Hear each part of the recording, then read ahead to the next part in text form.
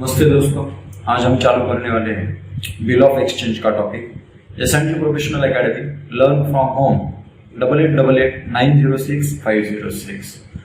हमारे पास 11-12 commerce all subject, CA foundation, CSEET, CMA, BCom, MCom, DTR, इस हर तरह के वीडियो लेक्चर्स प्रेजेंट्स हैं। अगर आपको कोई लेक्चर्स चाहिए तो आप पोस्ट कर दीजिए, हम उसके लेक्चर्स दे देंगे। तो प्लीज इस चैनल को सब्सक्राइब कीजिए, शेयर कीजिए और लाइक कीजिए। तो चलिए आज का टॉपिक चालू करते हैं, bill of exchange. Bill of exchange क्यों पढ़ना है इसके बारे में हम जान लेते हैं। तो why we study bill of exchange, bill of exchange क्यों स्टडी करना है हमें। तो अगर सबसे पहले देखी जाए तो ट्रांजैक्शन की वजह से हमें बिल ऑफ एक्सचेंज स्टडी करना पड़ता है। अगर हमें अकाउंटिंग करनी होती है तो बिल ऑफ एक्सचेंज, इसमें अकाउंटिंग का ही पार्ट आ जाता है। तो बिल ऑफ एक्सचेंज क्यों स्टडी करना है, फॉर कैश ट्रांजैक्शन? नो, क्यों नहीं? क्योंकि कैश ट्रांजैक्शन में तो पूरा ट्रांजैक्शन कंप्लीट हो जाता है। कैश ट्रांजैक्शन में कोई भी लायबिलिटी नहीं रहती, मतलब because cash transaction does need not of security, उसको सिक्योरिटी की जरूरत ही नहीं रहती। तो इस वजह से कैश ट्रांजैक्शन, एक बार ट्रांजैक्शन हो जाता है तो ट्रांजैक्शन उसके लिए फिर बाद में सिक्योरिटी देने की कोई भी जरूरत नहीं रहती। तो फिर where we need security, security क्यों चाहिए? अगर कोई भी ट्रांजैक्शन करते हैं तो उसको सिक्योरिटी होनी चाहिए। कैश ट्रांजैक्शन में सिक्योरिटी की तो जरूरत ही नहीं। लेकिन अगर सोच लीजिए, अगर वो अगला transaction, credit transaction, we need security. कहां चाहिए सिक्योरिटी? इन क्रेडिट ट्रांजैक्शन में चाहिए सिक्योरिटी। क्रेडिट ट्रांजैक्शन में सिक्योरिटी क्यों चाहिए? क्योंकि अगर कोई पहचान का बंदा होता है तो कुछ प्रॉब्लम नहीं आते। मतलब जब ट्रांजैक्शन एक रिलेटेड में किया जाता है, मतलब कोई तो आप उसको पहचानते हो, उसके साथ अगर ट्रांजैक्शन कर लेते हो क्रेडिट ट्रांजैक्शन, तो कुछ प्रॉब्लम नहीं। लेकिन ज्यादा आपके उसके साथ रिलेशन अच्छे नहीं थे तो आप उसके साथ ट्रांजैक्शन करना चाहते हो, तो क्या ये सही रहेगा? इसमें सिक्योरिटी रहेगी? तो नहीं रहेगी। तो इसी वजह से हमें ये टॉपिक स्टडी करना है। तो आपके मन में एक ख्याल आता होगा, only for security purpose we learn bill of exchange topic. Yes, security purpose के लिए तो हमें बिल ऑफ एक्सचेंज का टॉपिक सीखना ही है, उसके लिए प्लस अदर भी टॉपिक्स है जिससे बिल ऑफ एक्सचेंज के बेनिफिट्स मिलते हैं। मेन टॉपिक जो बताया मैंने सिक्योरिटी, तो फर्स्ट उसके प्रेफरेंस रहता है, लेकिन अदर टॉपिक्स भी इस टॉपिक में हमें जो आगे जाके देखने हैं। Yes, but having also another reasons for which we study it, we will see in lecture, so please watch video at the end. Okay, so सबसे पहला क्वेश्चन आपके मन में आता होगा, what is bill of exchange? Bill of exchange क्या है? तो बिल ऑफ एक्सचेंज एक ऐसा डॉक्यूमेंट है, bill of exchange is a credit instrument in writing to pay which is prepared by the seller and accepted by the buyer. Acceptance is required for legal binding. जिसे prepare किसने किया है? Seller ने, और accept किसने किया है? Buyer ने। क्या है? एक credit instrument. Bill of exchange is a credit instrument in writing to pay, जिसमें राइटिंग टू पे की ऑर्डर दी जाती है। ओके, उसे हम क्या कहते हैं? Bill of exchange. लेकिन ये प्रिपेयर कौन करता है? सेलर। और एक्सेप्ट कौन करता है इसे? बायर। एक्सेप्टेंस जरूरी है लीगल बाइंडिंग के लिए। अगर आपको लॉफुल उसको करना है, कुछ एक्शन लेनी है, तो एक्सेप्टेंस जरूरी है। एक्सेप्टेंस कौन देने वाला है? बायर देने वाला है। ओके, तो bill of exchange drawn in any Indian language. Okay, bill of exchange अगर इंग्लिश में ड्रॉ है तो इसे हम बिल ऑफ एक्सचेंज कहेंगे। अगर drawn in any Indian language, कौन सी भी इंडिया की लैंग्वेज में अगर उसको प्रिपेयर किया गया है तो हम उसे क्या कहेंगे? Other than English. अगर इंग्लिश छोड़ के अदर लैंग्वेजेस में इसे ड्रॉन कर दिया है तो इसे हम कहेंगे हुंडीज। ओके, इसे क्या कहते हैं हम? हुंडीज। ओके, तो बिल ऑफ एक्सचेंज ये है, a bill of exchange is an instrument in writing to pay which is prepared by the seller and accepted by the buyer. Acceptance is required for legal binding. A bill of exchange drawn in any Indian language other than English is known as hundies. Okay, so अगला topic हम देख लेते हैं, is it legal document? आपके मन में दूसरा भी क्वेश्चन आता होगा कि ये लीगल डॉक्यूमेंट है क्या? तो हाँ, ये लीगल डॉक्यूमेंट है। As bill of exchange is a legal document. Okay, it works as per the Indian negotiable instrument act 1881। Indian negotiable instrument act 1881 के अंडर वर्क करता है। Okay, section 5 gives definition of bill of exchange. Bill of exchange की definition जो दी है वो section 5 में दी है हमें। ओके, तो देखते हैं अगला topic, is there another documents? Bill of exchange के जैसे अनदर डॉक्यूमेंट्स है? हाँ है, क्योंकि बिल ऑफ एक्सचेंज जैसा अकेला तो नहीं है कि जो निगोशिएबल इंस्ट्रूमेंट है। क्योंकि इंडियन नेगोशिएबल इंस्ट्रूमेंट एक्ट 1881 के अंडर बहुत सारे लीगल डॉक्यूमेंट्स दिए हैं, उनमें से कुछ हम देख रहे हैं और उनमें से सबसे इंपॉर्टेंट जो टॉपिक है बिल ऑफ एक्सचेंज, इसकी अकाउंटिंग हम आज सीखने वाले हैं। तो उसके साथ साथ कौन से और डॉक्यूमेंट्स है जो बिल ऑफ एक्सचेंज के साथ निगोशिएबल इंस्ट्रूमेंट रहते हैं या अदर डॉक्यूमेंट्स रहते हैं। तो सबसे पहला डॉक्यूमेंट है promissory note. It is a type of credit instrument in writing to pay. Bill of exchange भी क्रेडिट इंस्ट्रूमेंट था और राइटिंग टू पे था, लेकिन उसे ड्रॉ किया था सेलर ने और एक्सेप्ट किया था बायर ने। लेकिन ये क्या है, प्रॉमिसरी नोट में क्या डिफरेंस जाता है? It is a type of credit instrument in writing to pay which is signed and prepared by the buyer himself. It does not require acceptance. इसे एक्सेप्टेंस की जरूरत नहीं है। क्यों? ये ड्रॉ भी बायर करता है और साइन भी बायर कर लेता है। लेकिन bill of exchange draw seller करता है और एक्सेप्ट बायर कर लेता है। इसके बारे में डिटेल में आगे जान लेने वाले ये लेक्चर में। कृपया वीडियो एंड तक देखिए, तभी आपको बिल ऑफ एक्सचेंज का टॉपिक समझ में आ जाएगा। ये था दूसरा document promissory note. Other document है क्या? है। तो अगला डॉक्यूमेंट है cheque. A cheque is an instrument where acceptor is always bank. Cheque ऐसा इंस्ट्रूमेंट है जहां पे एक्सेप्टर जो पेमेंट करने वाला है वो एक्सेप्टर ऑलवेज बैंक रहने वाली है। Okay, it can be said that every cheque is a bill of exchange. हम इसे ये कह सकते हैं कि every cheque is a bill of exchange. मतलब हर कोई चेक को हम बिल ऑफ एक्सचेंज बोल सकते हैं, but every bill of exchange is not cheque. क्योंकि क्या है, चेक के लिए, बिल ऑफ एक्सचेंज के लिए कोई भी एक्सेप्टर है वो बैंक रहने दो, नहीं तो दूसरा पर्सन रहने दो तो चल जाता है। लेकिन बिल ऑफ एक्सचेंज में बैंक एक्सेप्टर नहीं रहती। Okay, so bill of exchange is not a cheque. Every bill of exchange is cheque, but every cheque is not bill of exchange. चलिए बढ़ते हैं अगले क्वेश्चन की तरफ। फीचर्स क्या है बिल ऑफ एक्सचेंज के? क्या क्या होना चाहिए, बिल ऑफ एक्सचेंज कैसा होना चाहिए, हम फीचर्स में देखने वाले हैं। ओके, बिल ऑफ एक्सचेंज के बारे में हम देख लेते हैं कैसे होने चाहिए बिल ऑफ एक्सचेंज। सबसे पहला फीचर आता है it must be in writing. Bill of exchange oral में कभी भी नहीं हो सकता। बिल ऑफ एक्सचेंज जो होना चाहिए वो राइटिंग में होना चाहिए। ओके, सेकंड फीचर्स देख लेते हैं हम। It must be in the form of unconditional order. Bill of exchange जो चाहिए वो अनकंडीशनल ऑर्डर में चाहिए, कंडीशनल ऑर्डर में नहीं चाहिए। ना तो रिक्वेस्ट भी करें प्लीज आप मुझे वो पैसे दे दीजिए, नहीं, ऐसा भी नहीं चाहिए। अनकंडीशनल ऑर्डर, जब हम फॉर्मेट देखेंगे तब उसका भी पार्ट कंप्लीट हो जाएगा, वहां पे बता दूंगा कि अनकंडीशनल ऑर्डर किसे कहते हैं। लेकिन बिल ऑफ एक्सचेंज कैसा चाहिए? अनकंडीशनल ऑर्डर चाहिए। कंडीशनल ऑर्डर भी नहीं चाहिए और रिक्वेस्ट टू पे भी नहीं चाहिए, रिक्वेस्ट भी नहीं करनी चाहिए। ओके, अगला फीचर है इसका, it must be signed by the drawer and drawee. देखिए तीनों फीचर्स में मस्ट यूज किया है, मतलब ये होना ही चाहिए उसमें। Okay, it must be signed by the drawer and drawee. अगला फीचर है इसका, इट मस्ट बी डेटेड। उसके ऊपर डेट होनी चाहिए, कब बनाया है, उसको प्रिपेयर करते वक्त उसकी डेट क्या थी, कौन से डेट को इसको प्रिपेयर किया है, वो सब मेंशन उसमें होना चाहिए। अगला पार्ट है a proper stamp should be affixed. जो बिल ऑफ एक्सचेंज है उसके ऊपर प्रॉपर स्टैम्प अफिक्स करना जरूरी रहता है हमें। ओके, अगला फीचर जो होता है next, it must be payable to certain person. Certain person को पे करना चाहिए, जैसे कि ड्रॉवर हो, नहीं तो ड्रॉवर ने किसी के पास भेजा हो तो उसके पास, बियरर और drawer. Okay, holder of the bill of exchange. Okay, holder या होल्डर इन ड्यू कोर्स, कोई भी एक चल सकता है उसमें। तो लास्ट फीचर है it must be accepted by drawer. It must be accepted by, तो लास्ट फीचर देखा था it must be accepted by drawer. चलते हैं अगले पॉइंट की तरफ। अगला पॉइंट है parties to bill of exchange. Bill of exchange में कितनी पार्टीज होती है? तो बिल ऑफ एक्सचेंज में 3 पार्टीज होती है।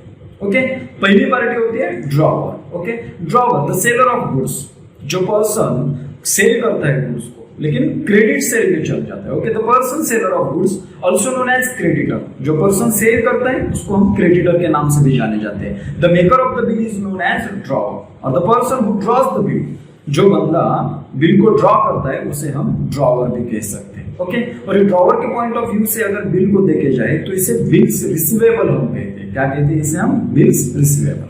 सेकेंड पर्सन है ड्रॉवी। ड्रॉवी मतलब जिसने सेलर के पास से गुड्स परचेस किए थे। देखिए सेलर को हमने क्या कह दिया, वो सेलर है, वो क्रेडिटर है और वो बिल ड्रॉ करता है, इस वजह से उसे हम क्या कहेंगे? ड्रॉवर। वैसे ड्रॉवी के पार्ट में वो बायर है, वो डेटर हो जाता है और लास्ट में वो बिल एक्सेप्ट दे देता है, एक्सेप्टेंस देता है, इस वजह से वो ड्रॉवी या तो एक्सेप्टर, ड्रॉवी नहीं तो एक्सेप्टर कह देते हैं उसको। ओके, और इसके पॉइंट ऑफ व्यू से बिल्स पेएबल हो जाता है। ड्रॉवर के पॉइंट ऑफ से वो बिल्स रिसीवेबल, क्योंकि ड्रॉवर को बिल की अमाउंट रिसीव होने वाली, इसी वजह से हम उसे बिल्स रिसीवेबल कहते हैं, और ड्रॉवी को उस बिल की अमाउंट पेड कर दी, इसी वजह से हम उसे बिल्स पेएबल कहते हैं। ओके, लास्ट पार्ट है मतलब जो पर्सन, ये मे बी ड्रॉवर भी हो सकता है, नहीं तो थर्ड पार्टीज भी हो सकते हैं, pay the person named in the bill of exchange to whom the payment is to be made is known as pay। जिसे बिल ऑफ एक्सचेंज का पेमेंट करना है, मतलब जिसको एंड में जिसको पैसे मिलने वाले हो बिल के, उसे हम क्या कहेंगे, ड्रॉवी कहेंगे, पे कहेंगे, सॉरी पे कहेंगे उसे हम। ओके, चलिए नेक्स्ट पार्ट की तरफ बढ़ते हैं, टाइप्स ऑफ बिल। बिल के टाइप्स कितने, बिल ऑफ एक्सचेंज के टाइप्स कितने, तो देखते हैं। बिल ऑफ एक्सचेंज, इसके दो टाइप्स होते हैं मेन तो। ओके, पहला होता है trade bill.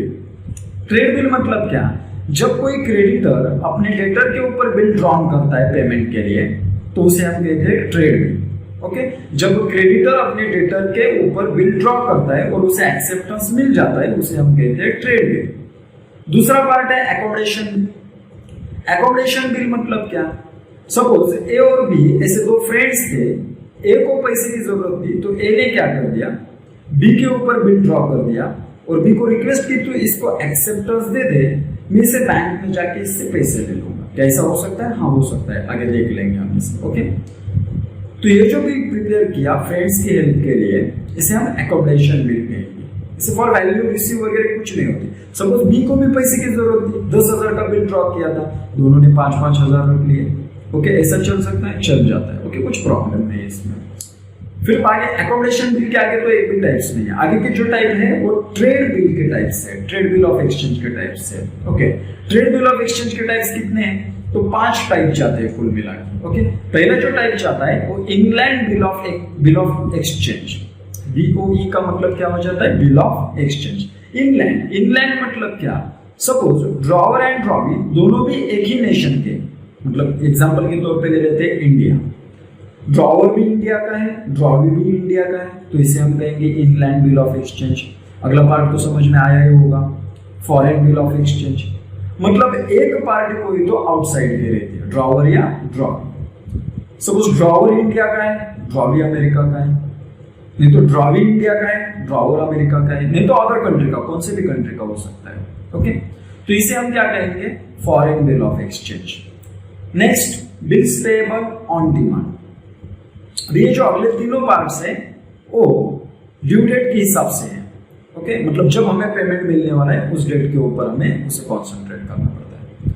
Bills payable on demand मतलब क्या, ड्रॉवर ने कोई ऐसी कंडीशन डाली जाती है कि तो अगर हम बिल ड्रॉ कर रहे हैं तो bills payable on demand draw करेंगे। मतलब जब भी मैं तेरे साइड पे प्रेजेंट करूंगा, मैं तेरे सामने ये बिल लेके आऊंगा, तब भी तुझे पैसे पेड करने होंगे, इमीडिएटली पेमेंट करना पड़ेगा तुझे। ओके, तो इसे कहेंगे हम बिल्स पेएबल ऑन डिमांड। अगला है बिल्स पेएबल आफ्टर डेट। देखिए, after date and after sight, इसमें क्या डिफरेंस रहता है। Bills payable after date, bills payable after date मतलब जब बिल ड्रॉन किया था, सपोज 3 महीने की डेट दी थी, 3 महीने का पीरियड मांगा था ड्रॉवी ने और ड्रॉवर ने दे दिया था, तो 3 महीने कहां से कैलकुलेट करने हैं हमें, जब बिल ड्रॉ किया था तब से। अब अगर हम बिल डेट कैलकुलेट कर रहे हैं, ड्यू डेट कैलकुलेट कर रहे हैं बिल की, मतलब डेट ऑफ बिल ड्रॉन से, तो उसे हम क्या कहेंगे, बिल्स पेएबल आफ्टर साइट। अगर ड्यू डेट बिल एक्सेप्टेंस से आगे कैलकुलेट कर रहे हैं, क्या काम है, अगर ड्यू डेट बिल एक्सेप्टेंस के आगे कैलकुलेट कर रहे हैं, ओके, तो उसे हम क्या कहेंगे, बिल्स पेएबल आफ्टर साइट। मतलब ड्रॉवी ने क्या कह दिया था कि जब बिल मेरे पास आएगा तब से टेन्योर चालू हो जाएगा, तब से हम पीरियड कैलकुलेट करेंगे, जब तक बिल मेरे पास आता नहीं तब तक बिल हम ड्यू डेट कैलकुलेट नहीं करेंगे। मतलब ऐसा ही हो सकता है कि जो सेलर था वो पूना का है और जो बायर है वो लातूर का है, तो पूना से लातूर का इतना मतलब जो इतना डिफरेंस है, इस डिफरेंस में बिल को ट्रैवल करने में और जाके आने में सपोज 2 डेज का टाइम लगता है, जाने में 2 दिन लगे इसे। ओके, तो 2 दिन का पीरियड आफ्टर, मतलब बिल ड्रॉन किया था 10 अक्टूबर को और एक्सेप्ट हो गया 12 अक्टूबर को, तो ड्यू डेट दो डेट से, मतलब दोनों तारीख से निकाले सकते हैं, एक तो 10 तारीख से भी निकाल सकते हैं, नहीं तो 12 तारीख से भी। अगर 10 तारीख से निकाली तो बिल्स पेएबल आफ्टर डेट, अगर 12 तारीख से निकाली तो बिल्स पेएबल आफ्टर साइट। तो ये थे टाइप्स ऑफ बिल। ओके, अगला टाइप जान लेते हैं, अगला पॉइंट देखते हैं हम इसकी तरफ से। अगला है format of bill of exchange. आगे क्या देखना है हमें, format of bill of exchange. तो फॉर्मेट क्या है, बिल ऑफ एक्सचेंज कैसे ड्रॉ किया जाता है। जैसे कि चेक होता है, चेक का एक आपके सामने दृश्य आता ही होगा कि चेक बोले तो चेक कैसा दिखता है, क्या दिखता है, वो सब आपके सामने दिखाई देता होगा। वैसे बिल ऑफ एक्सचेंज कैसे दिखता है? देखिए सब स्टूडेंट्स को विनती है कि ये 5 मार्क के लिए पूछा जाता है, मतलब 12th board Maharashtra state board के अंदर 5 मार्क के लिए पूछा जाता है। ओके, और ये bill of exchange CA foundation में भी इंपॉर्टेंट टॉपिक है, तो इसे केयरफुली ध्यान दीजिए। 12th के बच्चों इसको गौर से देखिए। ओके, तो सबसे पहले बीच में बराबर ऐसे ब्रैकेट मतलब ऐसे रेक्टेंगल बनाना पड़ता है, हमें इसे बराबर बीच में हमें लिखना पड़ता है bill of exchange. Right side में जाके name of the drawer, address of the drawer and date of bill draw. Drawer का नाम क्या है, ड्रॉवर का पता और कब बनाया वो बिल ड्रॉवर ने। उसके लेफ्ट हैंड साइड में आके हमें क्या करना पड़ता है, स्टैम्प, मतलब एक चौकोन लेना पड़ता है, उस चौकोन में स्टैम्प डालना पड़ता है। उसके नीचे अमाउंट लिखनी पड़ती है, लेकिन फिगर में यहाँ पे अमाउंट लिखनी है, 2 जगह पे अमाउंट लिखनी होती है। यहाँ पे जो अमाउंट लिखनी है ये फिगर में लिखनी है हमें। ओके, तो ये हो गया हाफ पार्ट। आगे भी पार्ट है, तो आगे जो पार्ट है वो है dash dash months oblique days after pay to me और my order the sum of rupees dash dash only for value received. देखिए the sum of rupees dash dash in words मतलब 10,000 TEN और 1000, और 10 का T और 1000 का T दोनों भी कैपिटल आने चाहिए, दोनों भी कैसे आनी चाहिए, कैपिटल आनी चाहिए। और जो फ्रंट का है dash dash months oblique after, okay, dash dash months oblique days, यहाँ पे 90 है तो स्पेलिंग में लिखना है, फिगर में नहीं लिखना है हमें। यहाँ पे कौन से भी वर्ड्स में लिखना है, कौन से भी नंबर्स यूज नहीं करने। यहाँ पे जो पार्ट है एक्सप्लेनेशन का, यहाँ पे वर्ड्स यूज करने हैं सिर्फ, यहाँ पे नंबर्स यूज करने नहीं। ओके, तो उसके नीचे आने के बाद लेफ्ट हैंड साइड में to name of the drawee, to लिखना है, किसके लिए लिख रहे हैं, नेम ऑफ द ड्रॉवी। उसके नीचे address of the drawee. Okay, यहाँ पे डेट नहीं डालनी, अभी डेट नहीं डालनी। उसके बराबर मिडल में आने के बाद एक्सेप्टेड सिग्नेचर, किसकी सिग्नेचर चाहिए, एक्सेप्ट कौन करने वाला है, ड्रॉवी, तो सिग्नेचर ऑफ द ड्रॉवी। यहाँ पे हमें सिग्नेचर करने की जरूरत नहीं, जो ड्रॉवी का नेम दिया है वही ड्रॉवी का नेम पुट करना है यहाँ पे। ओके, ड्रॉवी का जैसे के वैसे ही नाम लिख देना है यहाँ पे। आगे डेट ऑफ एक्सेप्टेंस, ड्रॉवी का नाम लिखने के बाद मतलब सिग्नेचर हो गए, जो नाम लिखेंगे वही सिग्नेचर ड्रॉवी के हो जाएगी। उसके नीचे हमें क्या लिखना है, डेट ऑफ एक्सेप्टेंस। जैसे कि मैंने बोला था 10 तारीख को बिल प्रिपेयर किया था पूना में, और लातूर में पहुंचते वक्त उसे 12 अक्टूबर लग गए, तो 12 अक्टूबर की डेट ये एक्सेप्टेड के नीचे आएगी, ड्रॉवी के सिग्नेचर के बराबर नीचे। और बराबर राइट हैंड साइड में नीचे के पार्ट में signature of the drawer, signature of the drawer, यहाँ पे ड्रॉवर का नाम आ जाएगा। ओके, फिर से एक बार नाम मतलब वही सिग्नेचर हो जाएगी, इसे कोई से भी शॉर्टकट सिग्नेचर वगैरह करने की जरूरत नहीं। चलिए अगला पार्ट देख लेते हैं इसमें। नेक्स्ट पॉइंट है टाइप्स ऑफ एक्सेप्टेंस। जैसे बिल्स के टाइप्स देख लिए वैसे एक्सेप्टेंस के भी टाइप्स हो जाते हैं। तो उसमें से एक्सेप्टेंस, ओके, एक्सेप्टेंस मतलब क्या, बिल ने जो बिल बनाया था ड्रॉवर ने, उसके ऊपर ड्रॉवी ने एक्सेप्टेंस दे दिया, मतलब उसको मतलब उसने एग्री कर लिया कि मुझे पूरा याद में और मैंने जो बोला था वही इसमें लिख दिया है। अगर जैसे उन्होंने दोनों ने कॉन्ट्रैक्ट किया था, जैसा एग्रीमेंट किया था, अगर उस तरीके से कुछ पार्ट नहीं हुआ है उसमें तो वो चेंज भी कर सकते हैं कंडीशन। वो 2 टाइप के एक्सेप्टेंस है, वो देख लेते हैं। General acceptance and qualified acceptance. General acceptance मतलब क्या, जो बिल ड्रॉ किया है उसमें ड्रॉवी को कोई भी ऑब्जेक्शन नहीं है, ड्रॉवर ने जो बिल बनाया है उसमें ड्रॉवी को कोई भी ऑब्जेक्शन नहीं है। Okay, means without any condition bill accept किया ड्रॉवी ने, विदाउट एनी कंडीशन, कोई भी कंडीशन उसने नहीं डाली। दूसरा जो टाइप जाता है qualified acceptance. Qualified acceptance means what, with any condition, bill accept किया लेकिन विद एनी कंडीशन। ऐसे कंडीशन कितने टाइप्स के हो सकते हैं, ये भी कंडीशन 5 टाइप्स के हो सकते हैं। उसमें सबसे पहला टाइप देख लेते हैं हम, as to time, qualified as to time. सबसे पहला टाइप क्या है, क्वालिफाइड एज टू टाइम। मतलब क्या, सपोज जब परचेस बाइंग एंड सेलिंग चल रही थी तो सेलर ने और बायर ने ऐसा डिसाइड किया था कि 3 महीने का पीरियड अलाउड किया जाएगा, लेकिन ड्रॉवर ये बात दिमाग से भूल गया। ओके, ये भूल जाने के बाद ड्रॉवर ने क्या किया, 2 महीने का पीरियड का टाइम पीरियड का बिल ड्रॉ किया। बिल ड्रॉ करने के बाद वो सेलर बायर के पास चला गया, मतलब ड्रॉवी के पास चला गया। ड्रॉवी ने जब देख लिया तो 2 मंथ्स का ही टेन्योर दिख रहा है इसमें, तो बाद में ड्रॉवी ने नीचे एडिट करके लिख दिया, जहां पे एक्सेप्टेड लिखा था ना वहां पे ड्रॉवी ने लिख दिया accepted only for 3 months. Accepted only for 3 months मतलब मैं सिर्फ इसे 3 महीने के लिए एक्सेप्ट करने वाला हूं, 2 महीने के लिए नहीं। ये कंडीशन हो गई, ये क्या हो गई कंडीशन। ऐसी कंडीशन प्लेस के बारे में आ सकती है, मैं सिर्फ इंडिया में पेड करने वाला हूँ, अब्रॉड पे पेड नहीं करने वाला मैं। ओके, ऐसी कंडीशन पार्टी के अगेंस्ट भी आ सकती है, मतलब मैं इस पार्टी को नहीं देने वाला पर। ओके, अगर वहां पे पेय का नाम लिख दिया है तो मैं वो पेय को बिल नहीं देने वाला। नहीं तो as a amount, as to amount भी हो सकता है। सपोज जैसे कि 10,000 के गुड्स परचेस किए थे, ड्रॉवर ने बोला था उसे 10% ट्रेड डिस्काउंट मिल जाएगा, लेकिन उसने अमाउंट जब बिल प्रिपेयर करना चाहिए था तो 9,000 का प्रिपेयर करना चाहिए था, लेकिन ड्रॉवर ने क्या किया 10,000 का प्रिपेयर किया।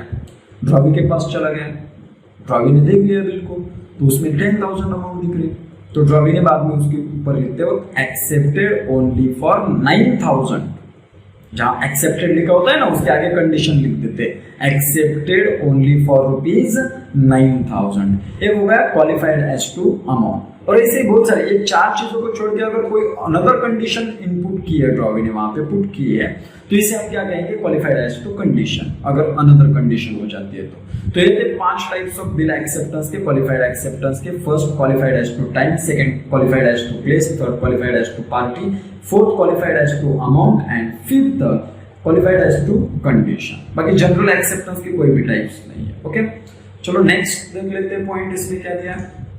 नेक्स्ट है टर्मिनोलॉजी। अभी बेसिक टर्मिनोलॉजी देखना है कि जैसे डिस्काउंट, ऑनर, डिसऑनर, ये क्या होते हैं, रिन्यूअल क्या होता है, ये सब टॉपिक्स हमें देख लेने हैं। तो यहाँ पे एक एग्जांपल के तौर पे ले लेते हैं संजय। ओके, ये सेलर है जो कि संजय ने गुड्स सेल किए थे। संजय ने क्या किया, गुड्स सेल किए। किसे सेल किए गुड्स संजय ने, तो चिंकी को गुड्स सेल कर दिए संजय ने। यहाँ पे चिंकी को गुड्स सेल करने के बाद चिंकी के पास से उसको कैश मिले नहीं। संजय के पास से गुड्स तो चले गए लेकिन चिंकी के पास से कैश अभी तक आई नहीं। तो अभी हम इसे क्या कहेंगे, तो हम इसे कहेंगे ऑन क्रेडिट, मतलब goods sold on credit. Okay, मतलब एक क्रेडिट ट्रांजैक्शन हो गया। तो क्रेडिट ट्रांजैक्शन होने की वजह से क्या हो गया, ये दोनों में एक रिलेशन तैयार हो गया, मतलब रिलेशन क्रिएट हो जाती है दोनों में, कॉन्ट्रैक्चुअल रिलेशन बोलते हैं। कौन से रिलेशन आ जाते हैं इन दोनों में, तो ये रिलेशन हो जाते हैं क्रेडिटर्स, मतलब जो संजय है वो क्रेडिटर बन जाता है चिंकी के लिए। संजय कौन बन गया, क्रेडिटर बन गया, किसके लिए, चिंकी के लिए। देखिए संजय खुद को देख के संजय का नाम तो नहीं ले सकता, चिंकी संजय को देख के क्या बोलेगी, संजय, और संजय उसको देख के क्या बोलेगा, चिंकी। ओके, मतलब जो चिंकी के नीचे नाम दिए गए हैं वो संजय बोलने वाला है, और जो संजय के नीचे नाम दिए गए हैं वो चिंकी बोलने वाली है। ओके, तो संजय को चिंकी, पहले चिंकी क्या बोला देती संजय को, संजय, दूसरा क्रेडिटर बोलाने लगे। अभी संजय भी उसी तरीके से चिंकी को क्या बोलेगा, डेटर, क्योंकि चिंकी के पास से पैसे मिलने वाले थे। तो ये हो गए थे, इन दोनों में कॉन्ट्रैक्चुअल रिलेशन हो गया, एक क्रेडिट ट्रांजैक्शन हो गया। अभी यहाँ पे जरूरत आएगी सिक्योरिटी की। क्या सिक्योरिटी है संजय के पास, चिंकी पैसे देगी बोल के, तो कुछ भी सिक्योरिटी है। तो संजय ने सोच लिया सिक्योरिटी तो नहीं है मेरे पास, तो मैं क्या कर लूं। तो आगे जाके संजय के दिमाग में एक चीज आ जाती है जो चिंकी को बोल के दिखाता है कि ड्रॉन एंड एक्सेप्ट कंसेप्ट बोलते हैं हम इसे। ओके, चिंकी को क्या बोलता है Sanjay, yes hey Chinki, I am drawing bill of exchange on you and you accept it and return to me. मैं तुम्हारे ऊपर बिल ड्रॉ करता हूं, आप उसे एक्सेप्टेंस दे दीजिए और मुझे रिटर्न भेज दीजिए। चिंकी ने क्या बोल दिया, डन बोल दिया। चिंकी ने डन बोलने के बाद संजय ने क्या किया आगे, अभी ये दोनों ने डन बोलने के बाद संजय बिल ड्रॉ करेगा, चिंकी बिल एक्सेप्ट करेगी। देखिए बायर एंड सेलर थे, सेलर संजय था, बायर चिंकी थी, उन दोनों में क्रेडिटर डेटर रिलेशन तैयार हो गए। आगे जाके क्या हो जाता है, जब संजय बिल ड्रॉ करेगा, the person who draws the bill is known as drawer, therefore Sanjay become a drawer. The person who give acceptance to the bill, the person who accept the bill is known as drawee, तो चिंकी बन गई drawee. Okay, या तो हम उसे acceptor के नाम से भी जान सकते हैं। ओके, तो चलिए आगे देख लेते हैं दोनों में क्या ट्रांजैक्शन हो जाते हैं, bills receivable and bills payable. किसके हिसाब से बिल्स रिसीवेबल और किसके हिसाब से बिल्स पेएबल। जैसे कि मैंने स्टार्टिंग में बोल दिया था कि बिल्स रिसीवेबल ड्रॉवर के पॉइंट ऑफ व्यू से होता है और बिल्स पेएबल ड्रॉवर के पॉइंट ऑफ व्यू से होता है। होता तो एक ही है लेकिन पॉइंट ऑफ व्यू दो रहते हैं। ओके, चलिए, तो बिल ड्रॉन किया एंड सेंड किया फॉर एक्सेप्टेंस के लिए। संजय ने चिंकी के पास बिल भेज दिया, चिंकी ने बिल एक्सेप्ट करके फिर से संजय के पास भेज दिया, मतलब बिल किसके पास आ गया, फिर से संजय के पास। ओके, एक्सेप्टेंस मिलने के बाद ही वैलिडिटी मिलती है बिल को, तब तक वैलिडिटी नहीं मिलती। तो बिल संजय के पास आने के बाद अभी इसकी ओनरशिप संजय के पास है। ओके, तो संजय क्या बोलेगा इसके लिए, ये बिल्स रिसीवेबल है क्योंकि संजय को इसकी अमाउंट रिसीव होने वाली है, तो ये संजय के लिए क्या बन गया, बिल्स रिसीवेबल। लेकिन चिंकी को इसकी अमाउंट पे करनी है, इसी वजह से चिंकी इसको क्या बोलेगी, राइट, बिल्स पेएबल। ओके, चलिए अगला पार्ट देख लेते हैं। अभी संजय और चिंकी, ये जो कि चिंकी तो एक्सेप्टर बन गई, अभी संजय क्या सोच रहा, नाउ इट्स सिक्योर। संजय के दिमाग में क्या आ गया, अभी ये ट्रांजैक्शन सिक्योर हो गया, मैं इसके अगेंस्ट लीगल एक्शन ले सकता हूं। ओके, और चिंकी के दिमाग में क्या आ जाता है, फिर चिंकी को जो गुड्स मिले थे वो टाइम पे मिले थे, क्योंकि पैसे तो नहीं थे, इस वजह से क्रेडिट ट्रांजैक्शन करना पड़ा। वो क्रेडिट ट्रांजैक्शन अगर चिंकी ना बोलती तो संजय गुड्स नहीं बेचता बिल एक्सेप्ट करने के लिए। तो बिल ऑफ एक्सचेंज की वजह से क्या हो गया, जो क्रेडिट ट्रांजैक्शन थे उनको तो सिक्योरिटी मिल गई, मतलब बिजनेसमैन को सिक्योरिटी तो मिल गई, इससे बिजनेस भी बढ़ने लगा। ओके, तो getting goods on time Chinki को मिल गए। नेक्स्ट अब देखते हैं जर्नल एंट्री संजय के पॉइंट ऑफ व्यू से। संजय जर्नल एंट्रीज कैसे करेगा इसके बुक्स ऑफ अकाउंट्स में, तो पहली जर्नल एंट्री संजय के बुक्स में करनी पड़ेगी क्रेडिट सेल की, और चिंकी के बुक्स में आएगी परचेसेस की, क्योंकि चिंकी बायर है, बायर परचेस करता है, तो सेलर संजय है, तो संजय ने सेल्स किया, लेकिन क्रेडिट सेल्स किया। ओके, तो क्रेडिट सेल करते वक्त हमें जर्नल एंट्री क्या पास करनी पड़ेगी, debit the receiver, credit on income and gains. Who is the receiver, Chinki is the receiver, लेकिन हम उसे चिंकी नाम से डालेंगे, लेकिन यहाँ पे स्टैंडर्डाइजेशन के लिए हम क्या बोलेंगे, डेटर्स अकाउंट डेबिट। हाँ, हालांकि तुम इसे ड्रॉवी अकाउंट डेबिट भी बोल सकते हो, लेकिन ज्यादातर पार्ट्स में क्या होता है कि प्रॉपर अगर फॉर्मेशन चाहिए, हमें प्रॉपर एंट्री चाहिए, तो debtors account debit to sales account, क्योंकि अभी तक बिल ड्रॉ हुआ नहीं, उनमें रिलेशंस ड्रॉवर और ड्रॉवी के क्रिएट हुए नहीं, इनमें क्रेडिट ट्रांजैक्शन हुए, इन दोनों में रिलेशन कौन से, क्रेडिटर्स एंड डेटर्स के रिलेशन से। तो पहली जर्नल एंट्री आएगी संजय के बुक्स में, मतलब ड्रॉवर के बुक्स में, debtors account debit to sales account for credit sales. दूसरा है बिल एक्सेप्टेंस मिलने के लिए जर्नल एंट्री देखनी है हमें इसे। Okay, bill accept, debit what comes in, bills receivable comes in, bills receivable हो गया था, इसी वजह से bills receivable account debit to drawee's account credit the giver. Okay, हम क्या कहेंगे इसे, क्रेडिट द गिवर कहेंगे। ओके, चलिए, तो ये हो गई जर्नल एंट्रीज संजय के बुक्स में। अभी देख लेते हैं चिंकी के बुक्स में क्या जर्नल एंट्रीज आएगी। तो चिंकी के बुक्स में सबसे पहले जर्नल एंट्री आएगी क्रेडिट परचेस के लिए, purchases account debit to creditors account, मतलब Sanjay account, purchases account debit to creditors account. Okay, अगला पार्ट हम देख लेते हैं कि बिल्स एक्सेप्टेंस के लिए संजय चिंकी क्या जर्नल एंट्री पास करने वाली है। ओके, माफ कीजिए थोड़ा सा, बिल्स पेएबल, बिल एक्सेप्ट के लिए चिंकी क्या जर्नल एंट्री करेगी, तो drawer's account debit to bills payable account. देखिए यहाँ पे मैंने ड्रॉवी और ड्रॉवर बोल दिया, क्योंकि इन दोनों में म्यूचुअल रिलेशन क्रिएट हो चुके हैं। ओके, यहाँ पे म्यूचुअल रिलेशन क्या हो गए, क्रिएट हो गए। चलते हैं अगले पार्ट की तरफ। अभी आगे देखते हैं ownership of bill. Ownership of bill किसके पास है, देखिए यहाँ पे संजय क्या बोल रहे हैं, now bill having with drawer, मतलब ड्रॉवर मतलब ये संजय।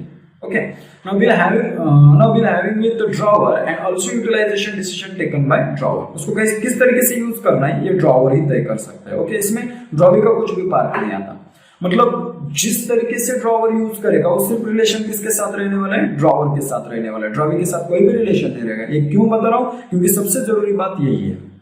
क्यों जरूरी है, क्योंकि इस ट्रांजैक्शन में ड्रॉवी का कुछ भी रिलेशन नहीं होगा। तो ड्रॉवी का रिलेशन कब हो जाएगा, तो ड्रॉवी का पार्ट आ जाता है journal entries in the books of the drawee pass only after it's payment और नॉन पेमेंट ऑफ बिल। अगर ड्रॉवी ने उस बिल का पेमेंट किया है या तो नहीं किया है, उसी दोनों केस में ड्रॉवी के बुक्स में जर्नल एंट्री पास करनी है, तब तक ड्रॉवी के बुक्स में जर्नल एंट्री हमें पास करनी नहीं है। ओके, तब तक सिर्फ किसके बुक में जर्नल एंट्रीज पास हो जाएगी, ड्रॉवर के बुक्स में, मतलब जो कि रिटेन कर दिया। आगे देख लेते हैं, ये आगे सब पार्ट्स इंक्लूडेड है। अभी honour of bill, bill honour होना मतलब क्या, सबसे पहले बात, बिल ऑनर होना मतलब क्या। ओके, तो a bill of exchange is said to be honored when it is duly paid on the due date। जब उसे ड्यू डेट को पेड किया जाता है, मतलब जब चिंकी उस बिल का पेमेंट पूरी तरीके से ड्यू डेट को संजय को पेड करेगी, तो उसे हम कहेंगे ऑनर ऑफ बिल। मैंने क्या कहा, पूरी तरीके से, मतलब सब अमाउंट पेड करनी चाहिए। ओके, तो इसे हम कहेंगे ऑनर ऑफ बिल। अगली कंसेप्ट है रिटायरमेंट। रिटायरमेंट मतलब क्या, कि सपोज चिंकी के पास पहले ही पैसे आ गए, 1 महीने पहले पैसे आ गए, चिंकी ने 3 महीने का पीरियड मांगा था, 2 महीने में पैसे आ गए, 1 महीने का पीरियड अभी भी बाकी है, तो चिंकी क्या बोलती है संजय को कि मेरे पास पैसे आ गए, मैं कितना पेड करने वाली हूँ तुझे, 10,000, तो मैं अभी पेड करती हूँ, कितनी पेड करनी है, बोल मुझे कुछ डिस्काउंट चाहिए। ओके तो हम इसे क्या कहेंगे, drawee makes the payment of the bill before due date. Drawee payment कर रहा है, लेकिन कब पेमेंट कर रहा है, ड्यू डेट के पहले। ओके तो इसे हम क्या कहेंगे, राइट, रिटायरमेंट। ओके तो रिटायरमेंट के वक्त जो डिस्काउंट मिलता है, ड्रॉवी कब पेमेंट करेगा, कुछ तो डिस्काउंट मिलना चाहिए, तभी ड्रॉवी का कुछ बेनिफिट होना चाहिए, तभी अर्ली पेमेंट करेगा।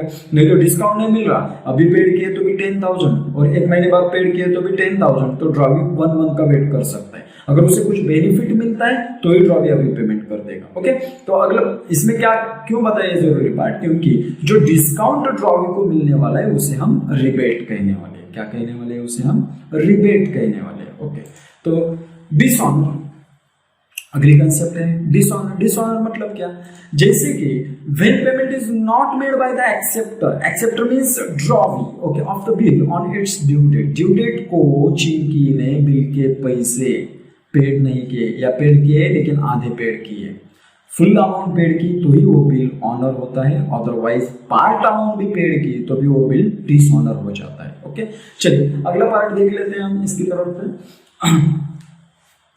नॉन पेमेंट में भी ड्यू टू इनसफिशिएंट बैलेंस और इंसॉल्वेंसी। नॉन पेमेंट क्यों हो जाता है, क्योंकि उसके पास चिंकी के पास पैसे नहीं होंगे, नहीं तो उसके पास वो इंसॉल्वेंट हो गए, मतलब उसकी बिजनेस लाइबिलिटी बहुत ज्यादा बढ़ गई है और बिजनेस के एसेट्स कम गिर रहे हैं उसके लिए, और पर्सनल प्रॉपर्टी भी यूटिलाइज कर लिया। अगर सोल ट्रेडिंग या पार्टनरशिप फर्म है तो कंपनीज है तो उसकी लिमिटेड लाइबिलिटी रह जाती है, लेकिन उसमें भी कॉर्पोरेट वेल वगैरह चेक किया जाता है। ओके चलिए नोटिंग चार्जेस, अगली कॉन्सेप्ट है नोटिंग चार्जेस।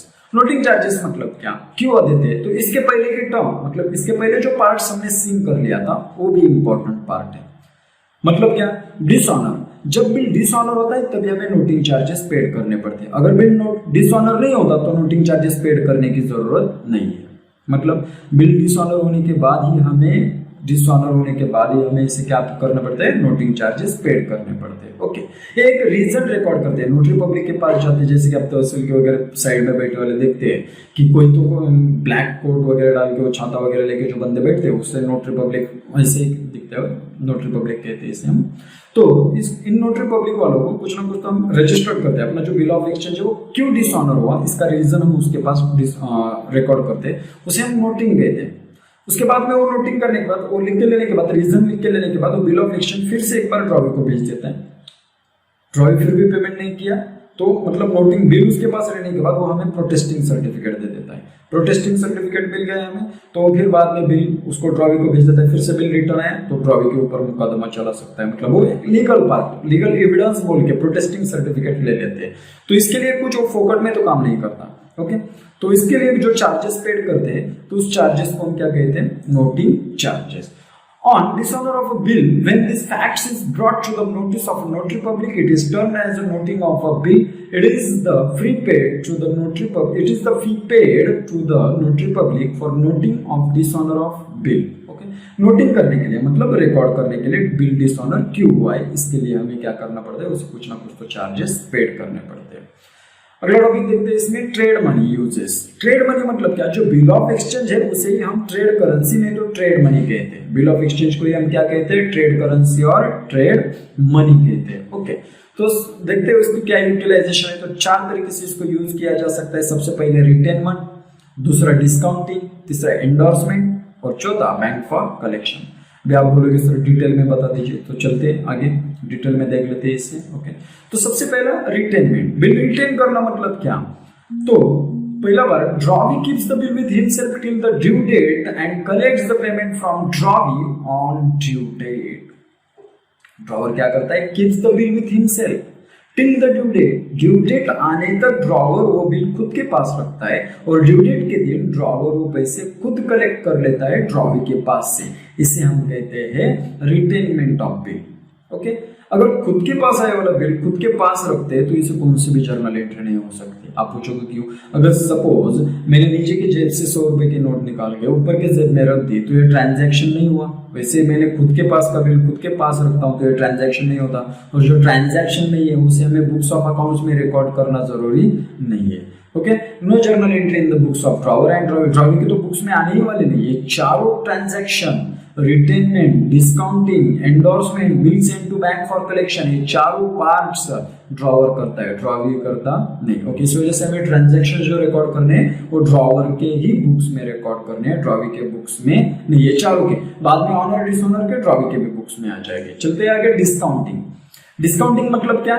तो discounting means encashment of bill before due date. Due date के पहले हमें बिल का कन्वर्जन कैश में कर देते हैं। पॉसिबल है? हाँ है। कैसे कर सकते हैं? तो देखिए, इसके तरफ से कर सकते हैं। ये है बैंक। अपनी जो बैंक है, जो ड्रॉवर की बैंक है, ड्रॉवर उस बैंक में जाके वो बिल को देखे, क्योंकि ये निगोशिएबल इंस्ट्रूमेंट एक्ट 1881 के अंडर वर्क करता है। ओके, तो इस वजह से हमने कह दिया था कि ये लीगल डॉक्यूमेंट है, तो ये बैंक में भी चल जाता है। जैसे चेक थे, प्रॉमिसरी नोट, वैसे बिल ऑफ एक्सचेंज भी बैंक में चल जाता है। ये बैंक को पेड करके, मतलब एक तरीके से ये संचय बेच रहा है बिल बैंक को। सपोज, लेकिन क्या होता है ना, अगर 10,000 का बिल था तो बैंक उसे पूरे 10,000 नहीं देगी, तो कितने देगी? कुछ कम देगी। कितना कम देगी वो बता नहीं सकते। क्यों नहीं? क्योंकि हर एक डिस्काउंटिंग चार्जेस की जो परसेंटेज होते हैं हर एक बैंक के, वो अलग अलग होते हैं। लेकिन कुछ ना कुछ तो चार्जेस लेने के बाद ही बैंक उसे पेमेंट करेगा। सपोज, एक आपके समझने के लिए एक एग्जांपल देता हूँ। 10,000 का बिल था, तो उसमें से 9,500 बैंक ने संजय को पेड कर दिए। ओके, कितना पेड कर दिया? 9,500। 500 क्या है? लॉस है? नहीं। तो क्या है? एक्सपेंडिचर है। हमें जल्दी में पेमेंट चाहिए था ना, जल्दी में बिल का कन्वर्जन हमें कैश में करना था। इस वजह से हमने क्या किया? बिल को भेज दिया बैंक को। कितने में? कम में भेज दिया। तो ये एक्सपेंडिचर किया हमने कैश रिकवरी के लिए। ओके, और इसके ऊपर जो भी 500 रुपए कम मिले थे हमें, वो 500 रुपए क्या है? The bank deduct it's charges from the bill. Bank क्या करती है? डिडक्ट करते हैं चार्जेस बिल में से। तो हम उसे क्या कहेंगे? Discounting charges. क्या कहते हैं हम उसे? Discounting charges. चलते हैं अगले बात। बिल गोज आउट हो रहा है, इसी के बारे में जर्नल एंट्रीज देखनी है हमें। देखिए, journal entries in the books of drawer. Drawer के बुक्स में जर्नल एंट्री क्या आने वाली है? तो सबसे पहले बिल गोज आउट हो रहा है। कहां पे जा रहा है बिल? बैंक में जा रहा है।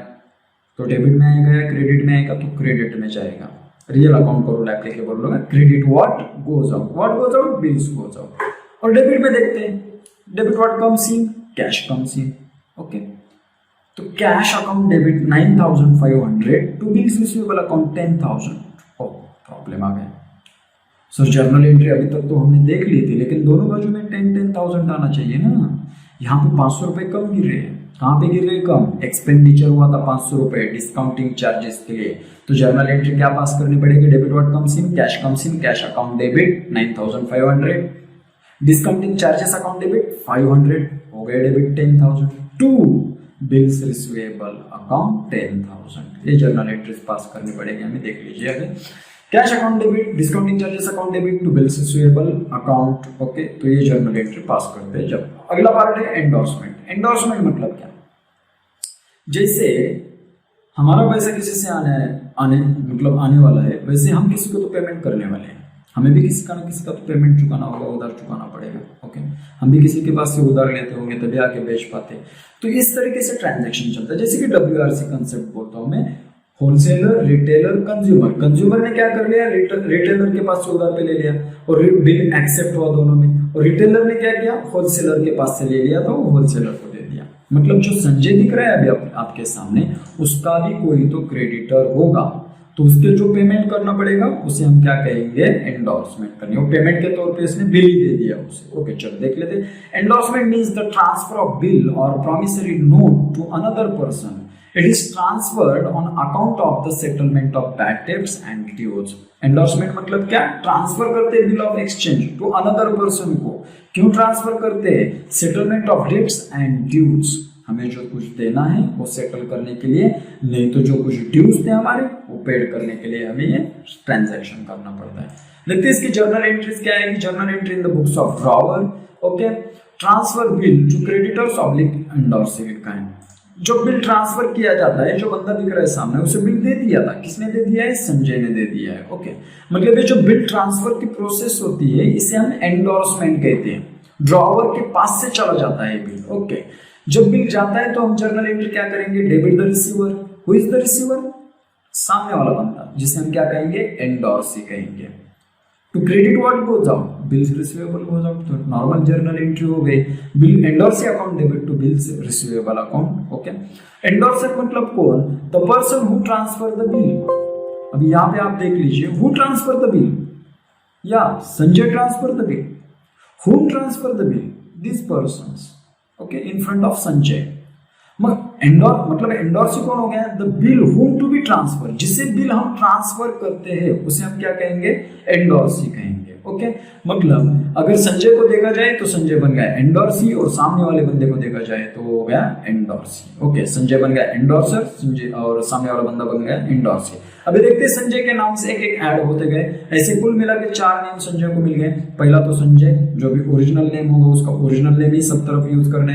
दूसरा क्रेडिटर्स, ड्रॉवर, एंडोर्सर, और ये सामने वाला बंदा कौन? एंडोर्स। ओके, चलते हैं अगले concept, bill send to bank for collection. जैसे कि हमने देख लिया discounting of bill. Bill discounting मतलब क्या? Encashment of bill before due date. अब यहाँ पे बिल तो जाता है, बिल तो संजय के पास से गोज आउट हो गया, लेकिन बैंक के पास कुछ नहीं आता, बैंक से हमें कुछ नहीं मिलता। तो क्या हम स्टैंडिंग इंस्ट्रक्शन देते हैं बैंक को, क्या? Bill exchange. जब ड्यू डेट आएगी, मेरे बिल्स रिसीवेबल की जो भी ड्यू डेट आएगी, उस ड्यू डेट को तू ड्रॉवी के पास जा और उतने पैसे पेमेंट करके, कलेक्ट करके, तो वो पैसे मेरे अकाउंट में डिपॉजिट कर दे। देख लीजिए, आगे भी हमें इसकी जर्नल एंट्री देखनी है। ओके, तो बिल तो गया है लेकिन हमारे पास कुछ आया नहीं। अभी हम करते हैं debit the receiver, bank is the receiver, ऐसे कर सकते हैं? नहीं कर सकते, क्योंकि कलेक्शन के लिए भेजा है, पैसे तो नहीं भेजे। बैंक अकाउंट डेबिट करेंगे तो बैंक का बैलेंस बढ़ जाएगा, अभी तक बैंक में पैसे आए नहीं, तो हमें temporary account, memorandum account open करना पड़ता है। कौन सा अकाउंट ओपन करना पड़ता है? टेम्पररी, यानी कि मेमोरेंडम अकाउंट। क्या ये memorandum oblique temporary account? Bill send to bank for collection account debit to bills receivable account. क्या कहा मैंने? Bill send to bank for collection account debit to bills receivable account, या तो इसको ऐसे भी कह सकते हैं, bill send for collection account. Okay, चलिए अगले पार्ट की तरफ चलते। ऑनर, ऑनर का मतलब तो मैंने बता दिया था कि ड्यू डेट को बिल पैसे मिलना। ओके, तो सबसे पहली केस है रिटेन्ड बिल। सबसे पहले केस कौन सी है? बिल रिटेन किया था, वो ऑनर हो गया। ऑनर होना मतलब क्या? तो संजय को कैश मिल गई चिंकी के पास से, तो संजय के पास कैश आ रही है, बिल जा रहा है। Debit what comes in, credit what goes out. तो debit what comes in, cash comes in, therefore cash oblique bank account debit. अगर चेक मिलता है तो डेबिट द रिसीवर के पॉइंट ऑफ व्यू से करना पड़ेगा। Cash oblique bank account debit to bills receivable account. अगर यही एंट्री हमें चिंकी के बुक्स में देखना पड़ेगा, तो चिंकी के पास बिल आ रहा है, कैश जा रही है, तो इस वजह से bills payable account debit to cash oblique bank account. ये जर्नल एंट्री हमें चिंकी के बुक्स में करनी पड़ेगी, मतलब ड्रॉवी के बुक्स में करनी पड़ेगी। अगला है ऑनर ऑफ बिल, लेकिन कौन सा बिल? डिस्काउंटेड बिल ऑनर हो गया। कौन सा बिल ऑनर हो गया? डिस्काउंटेड बिल ऑनर हो गया। डिस्काउंटेड बिल तो देख लिया था, ड्रॉवर बैंक में गया था, बैंक को बिल सेल किया था, ड्रॉवर का तो ओनरशिप वहां पे बैंक में ट्रांसफर कर दी थी, ड्रॉवर की कोई भी ओनरशिप वहां पे नहीं थी। अभी क्या करना पड़ेगा हमें? No entry. ओके, ड्रॉवर के बुक्स में एंट्री आने वाले नहीं, बिल तो बैंक के पास है और ओनरशिप भी उनके पास ही है, तो इसके पास में एंट्री नहीं आएगी। क्यों? क्योंकि चिंकी ने पेमेंट किसको कर दिया था? डायरेक्टली बैंक को कर दिया था, तो यहाँ पे संजय का कुछ भी रिलेशन नहीं। और चिंकी तो हर बार क्या करने वाले? चिंकी तो हर बार एक ही बात बोलती रहे। अभी आप आगे देखेंगे तो देख लेते हैं कि चिंकी आगे क्या क्या बोलती जाती है। हर बार बिल के पैसे तो मैं ही देने वाली हूँ, तो मैं यही एंट्री करने वाली हूँ। कौन सी एंट्री पास करने वाली है चिंकी? तो देख लीजिए, bills payable account debit to cash oblique bank account. Chinki के बुक्स में देखिए, रिटेन्ड बिल ऑनर हुआ था, bills payable account debit to cash account. अभी डिस्काउंटेड बिल ऑनर हो गया, bills payable account debit to cash oblique bank account. Okay, लेकिन संजय की बुक्स में इसकी एंट्री नहीं आएगी। अगला ऑनर ऑफ बिल, कौन सा बिल ऑनर हो रहा है? अभी एंडोर्स्ड बिल ऑनर हो रहा है। कौन सा बिल ऑनर हो रहा है? एंडोर्स्ड बिल ऑनर हो रहा है। ओके, यहाँ पे आ गया एंडोर्सी अपना। ओके, तो नो एंट्री, बिल तो एंडोर्सी के पास है। देखिए, संजय ने सीधी सीधी बात बोल दी। ओके, ये तो आपको मालूम है। फिर से चिंकी वही बात कह रही है और चिंकी फिर से वही जर्नल एंट्री पास कर रही है, bills payable account debit to cash oblique bank account. क्यों? चिंकी के पास बिल आने वाला है, पैसे जाने वाले हैं। Debit what comes in, credit what goes out. चलते आगे, honour of bill send to bank for collection. पहले केस में चिंकी ने डायरेक्टली ड्रॉवर को पैसे दे दिए थे, दूसरे केस में ड्रॉवी ने बैंक को पैसे दिए, इसी वजह से ड्रॉवर के बुक्स में जर्नल एंट्री नहीं है। तीसरे केस में ड्रॉवी ने एंडोर्सी को पैसे दिए, इसी वजह से ड्रॉवर के बुक्स में एंट्री नहीं आई। चौथी केस, ड्रॉवी ने बैंक को पैसे दिए, जर्नल एंट्री आएगी ड्रॉवर के बुक्स में, सोच लीजिए आएगी तो देखते हैं। देखिए चिंकी ने पैसे बैंक को दिए, बैंक ने किसके अकाउंट को क्रेडिट किया, मतलब बैंक ने क्रेडिट किया मतलब संजय को डेबिट हुए। ओके, बैंक ने किसको दे दिए वो पैसे, अकाउंट डाल, किसके अकाउंट में पैसे डाल दिए, संजय के, तो संजय के अकाउंट का बैलेंस बढ़ेगा ना, तो संजय को एंट्री पास करनी पड़ेगी। क्या करनी पड़ेगी, bank account debit to bill sent to bank for collection temporary account memorandum account, यहाँ पे हमने क्लोज कर दिया। ओके, जो नीचे दिया है वहां पे हमने क्लोज कर दिया। और चिंकी फिर से वही बात कह रही है, bills payable account debit to cash oblique bank account. Okay, चलते अगले पार्ट की तरफ। डिसऑनर, अगर डिसऑनर हो जाता है तो क्या, रिटेन्ड बिल डिसऑनर हो गया। रिटेन्ड बिल डिसऑनर होता है तो पैसे दिए ही नहीं, पैसे मिले ही नहीं। ओके, चिंकी ने पैसे दिए नहीं और संजय को पैसे मिले नहीं, मतलब ड्रॉवी ने पैसे पेड नहीं किए और ड्रॉवर को पैसे मिले नहीं। तो इस ट्रांजैक्शन में ड्रॉवर क्या करने वाला, बिल सेंड कर देता है फिर से वापस किसके पास, ड्रॉवी के पास, मतलब debit the receiver, drawee is the receiver and credit what goes out, bills receivable goes out. तो ड्रॉवर के बुक्स में जर्नल एंट्री आ गई, drawee account debit to bills receivable account. और ड्रॉवी के बुक्स में क्या आएगी, debit what comes in, debit what comes in, तो bills comes in, therefore bills payable account debit to drawer credit the giver। इस entry को हमें पास करना पड़ेगा। ओके, चलते आगे। Dishonour of discounted bill, dishonour of discounted bill, जो bill discount किया था वो डिसऑनर हो गया। अभी डिसऑनर किया था, बैंक किसकी है, अपनी, बिल किसके पास है, बैंक के पास है। बिल के पैसे चिंकी ने दिए नहीं दिए, इस वजह से डिसऑनर हो गया। अभी बैंक किसके पास से पैसे लेगी, अपने पास से, अपने पास से मतलब किसके पास, ड्रॉवर के पास से। तो बैंक बिल फिर से जो बैंक है वो बैंक किसको भेज देती है, बिल संजय को भेज देती है। अभी हमें संजय के पॉइंट ऑफ व्यू से सोचना है। Debit what comes in, bills comes in, credit what goes out, cash goes out. कहां से जाने वाले, बैंक से कटने वाले, मतलब bills receivable account debit to bank account, ये जर्नल एंट्री पास करनी पड़ेगी। दूसरे केस में वो बिल जो बैंक ने हमारे पास भेज दिया था वो हम किसके पास भेजने वाले, फिर से चिंकी के पास भेजने वाले। यहां पे एक जर्नल एंट्री पास करनी पड़ेगी। Debit the receiver, Chinki that is drawee is the receiver, drawee account debit to bills receivable account, मतलब पहले केस में बिल्स रिसीवेबल टू बैंक, दूसरे केस में ड्रॉवी टू बिल्स रिसीवेबल। यहाँ पे डेबिट में, यहाँ पे क्रेडिट में, डेबिट क्रेडिट काट देते हैं, यहाँ पे ड्रॉवी रह गया, यहाँ पे बैंक रह गया, तो नई एंट्री पास कर देते हैं। शॉर्टकट जर्नल एंट्री बोल देते हैं, drawee account debit to bank account. Okay, और ड्रॉवी के बुक्स में क्या आने वाले, debit what comes in, bills payable, और credit the giver, drawer. So bills payable account debit to drawer account. Okay, चलते हैं अगले एंट्री की तरफ। डिसऑनर ऑफ एंडोर्स्ड बिल, जो बिल एंडोर्स किया था वो डिसऑनर हो गया। अभी क्या कर सकते हैं, मतलब फिर से वही, जैसे बैंक ने संजय के पास भेज दिया था, ड्रॉवर के पास भेज दिया था, वैसे जो अपना एंडोर्सी है वो एंडोर्सी किसके पास भेजने वाला है, वो बिल फिर से संजय के पास, संजय किसके पास भेजने वाला है, फिर से चिंकी के पास। जब एंडोर्सी ने संजय के पास भेजा था तब जर्नल एंट्री क्या करनी पड़ेगी, bills receivable account debit to endorsee, और जब संजय ने चिंकी को भेजा था तो drawee account debit to bills receivable, दोनों तरफ बिल्स रिसीवेबल काट देते हैं। So drawee account debit to endorsee account. देखिए अगर आप पहले एंट्री से गौर करते हो, यहाँ पे ध्यान दिया है आपने, तो ड्रॉवी अकाउंट डेबिट में ही रह रहा है। सपोज रिटेन था तो ये क्रेडिट का पार्ट चेंज हो गया, टू बिल्स रिसीवेबल आ गया। सपोज यहाँ पे अगर विथड्रॉन था, मतलब यहाँ पे अगर कुछ पार्ट था एंडोर्सी अकाउंट, ओके, तो ये चेंज हो जाता। बैंक था मतलब डिस्काउंटेड बिल, बैंक हो गया, एंडोर्स्ड बिल डिसऑनर हो गया, एंडोर्स हो गया। वैसे bill sent to bank for collection होगा तो क्या हो जाएगा, तो देखते हैं अगली एंट्री में। ओके, तो चिंकी क्या एंट्री करने वाले, bills payable account debit to draw. Chinki के बुक्स में एंट्री सेम आएगी, डिसऑनर की, ऑनर की। ओके, तो अगला पार्ट है bill sent to bank for collection, honour, dishonour. Bill sent to bank for collection जो भेजा था हमने वो डिसऑनर हो गया। ओके, तो डिसऑनर होने के बाद हमें क्या करना पड़ेगा, फिर से बिल से बैंक से बिल आ जाएगा अपनी तरफ से चिंकी की तरफ, तो जर्नल एंट्री करने पड़ेगी। ड्रॉवी अकाउंट डेबिट, तो bills receivable, bill sent to bank for collection account, okay, क्योंकि मेमोरेंडम अकाउंट यूज करना पड़ेगा। और चिंकी के बुक्स में आएंगे bills payable account debit to drawer account. अगली एंट्री देख लेते हैं, रिन्यूअल।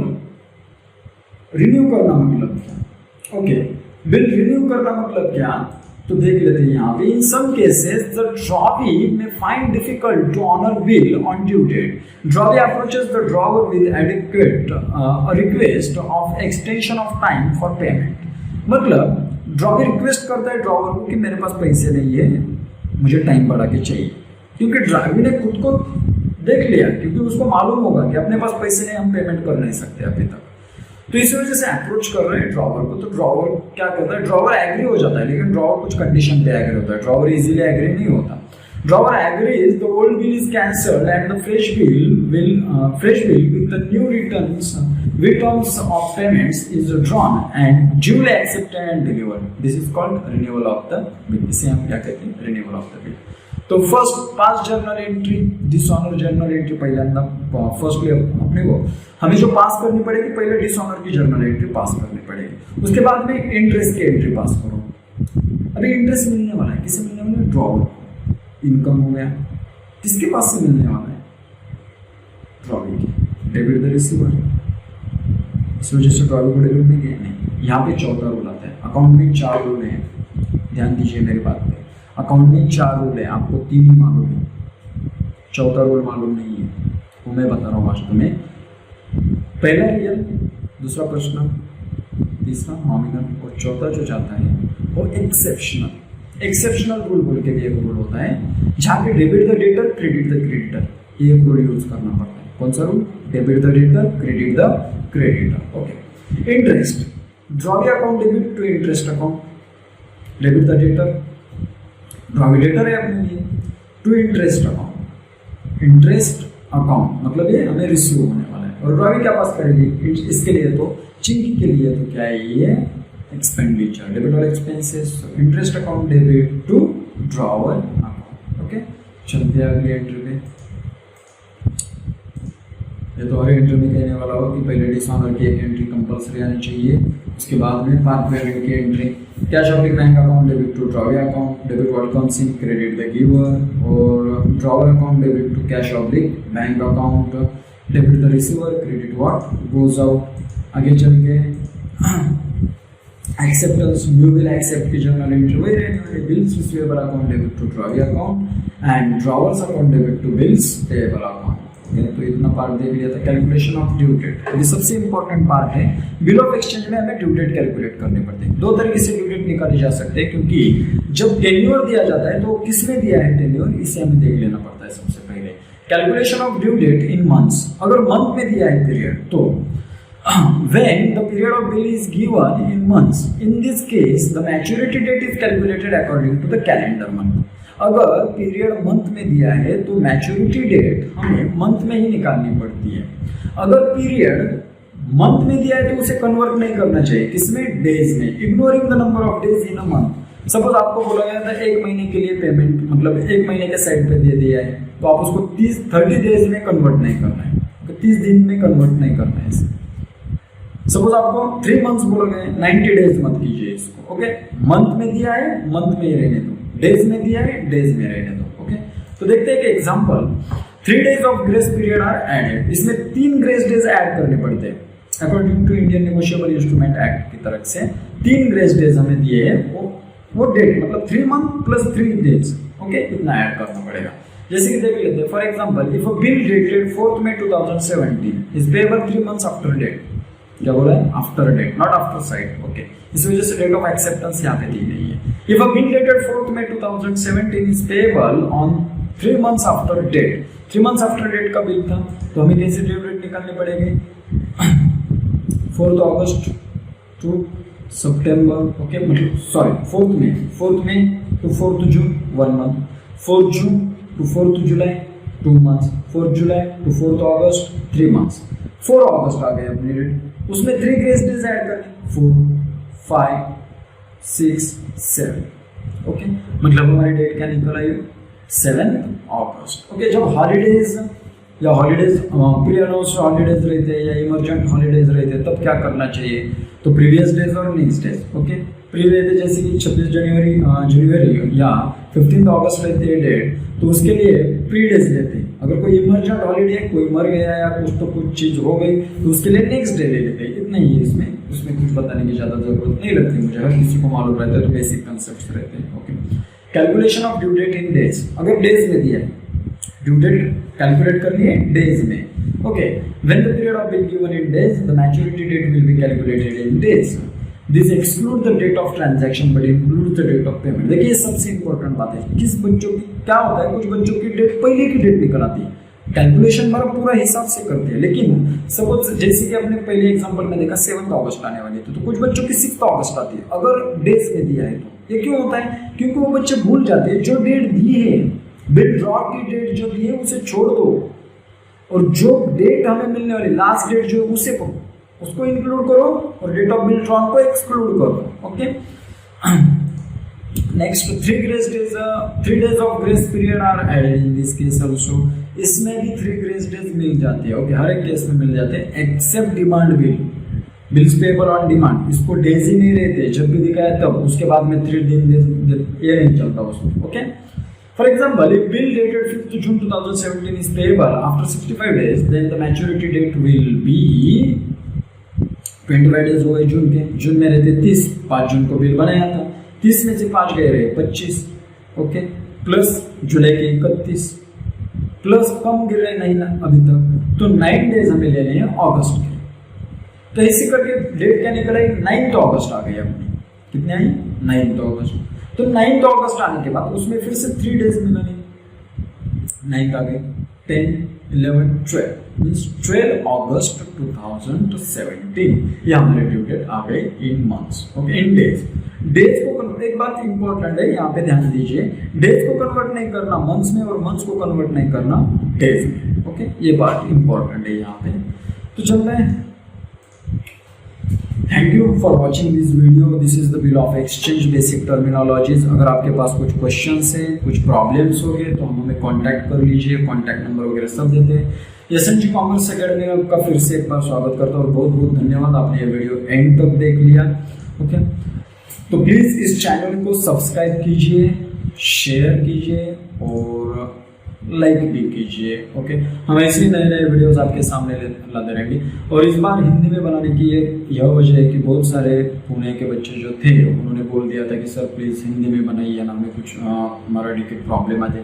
और बाहर के भी जो बच्चे रहे थे वो चैनल को सब्सक्राइब कर रहे थे, तो सबके लिए मैंने ये वीडियो हिंदी में बनाई है। अगर कुछ प्रॉब्लम हो गया या कुछ गलती से ज़बान से कुछ निकल गया होगा तो कृपया माफ़ कर दीजिए। ओके, तो लाइक कर दीजिए और मेरा कांटेक्ट नंबर है, अगर आपको कुछ प्रॉब्लम है तो कभी भी फ़ोन की कॉल कीजिए, मैं अटेंड करूंगा और आपको जो कुछ क्वेश्चन है उसको सॉल्व करने की कोशिश करूंगा।